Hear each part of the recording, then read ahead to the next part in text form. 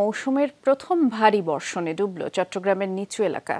বিকেলে ঘণ্টা দুয়েকের বৃষ্টিতে জলাবদ্ধতা সৃষ্টি হয়, ভোগান্তিতে পড়েন সাধারণ মানুষ। কালো মেঘে আকাশ ঢেকে দিনের বেলাতেই একেবারে রাতের মতো অন্ধকার নেমে আসে, আর সাথে প্রচণ্ড বজ্রপাতে পুরো জনপদ কেঁপে ওঠে। ঝড়ো হয়, গাছপালা ভেঙে পড়ায় অনেক স্থানেই যান চলাচল ব্যাহত হয়। সিলন ফ্যামিলি ব্লেন্ডের কড়ালিকার আর সতেজ স্বাদের পারফেক্ট ব্লেন্ডে স্বপ্নেরা মেলুক টানা। ঘণ্টা দুয়েকের বৃষ্টিতে এভাবেই তলিয়ে যায় বন্দরনগরীর আগ্রাবাদ বাণিজ্যিক এলাকা।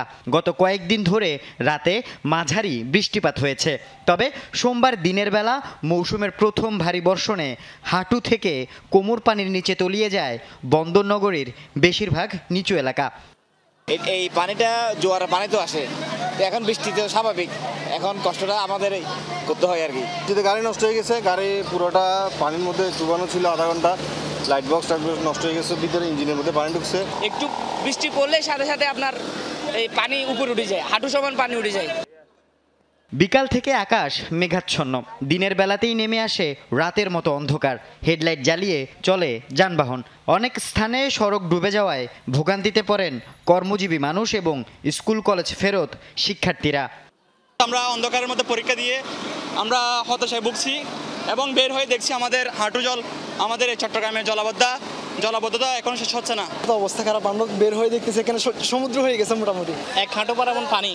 এখন আমরা যাবো তো অনেক দূরে, মনে করেন দূরদূরান্ত থেকে ছেলেরা এসেছে, স্টুডেন্টরা এসেছে, এখন যাওয়া অনেক অসুবিধা, কষ্টকর হবে। আমরা খাসমি স্কুলের স্টুডেন্ট, তো বন্যায় এখানে যদি ঝুঁকি বন্য যে এটা যদি পদক্ষেপ না নেয় আমরা এরকম ভোগান্তিতে ভুগবো। সামান্য বৃষ্টি হলে কিংবা সাগরে জোয়ার এলেই চট্টগ্রাম মহানগরীতে জলাবদ্ধতার দুর্ভোগ থেকে স্থায়ী মুক্তি চান ভুক্তভোগীরা। যদিও জলাবদ্ধতা নিরসনে চলমান মেগা প্রকল্পের কাজ শেষ হলে চিত্র পাল্টাবে বলে আশ্বাস চট্টগ্রাম উন্নয়ন কর্তৃপক্ষের। নালা পরিষ্কার নেই, কিছু পরিষ্কার নেই, পানি যাচ্ছে না, এটাই তো আমাদের জন্য ভোগান্তি। অনেক বৃষ্টির কারণে পানি জমে আছে, শিক্ষার্থীরাও হাঁটতে পারতেছে না, গাড়িতে চলা দূরের কথা, হাঁটতে পারতেছে না। এখানে আপনার 2 মিনিট বৃষ্টি হলে হাঁটুর উপর পানি উঠে যায়। এই রাস্তাঘাটগুলো এত নিম্নমানের যে এখানে পানি নিষ্কাশনের ন্যূনতম ব্যবস্থা নাই। বিকাল থেকে বৃষ্টির সাথে বজ্রপাতে কেঁপে ওঠে পুরো জনপদ। প্রচণ্ড ঝড়ো হাওয়ার তোড়ে বন্দরনগরীর জাকির হোসেন রোডে গাছপালা ও বৈদ্যুতিক খুঁটি ভেঙে পড়লে ব্যাহত হয় যান চলাচল। আনোয়ারা, চন্দনাই সহ অনেক উপজেলায়ও সড়কে গাছ ভেঙে পড়ায় যান চলাচল অনেকক্ষণ বন্ধ থাকে। আল আমিন শিকদার, যমুনা নিউজ, চট্টগ্রাম।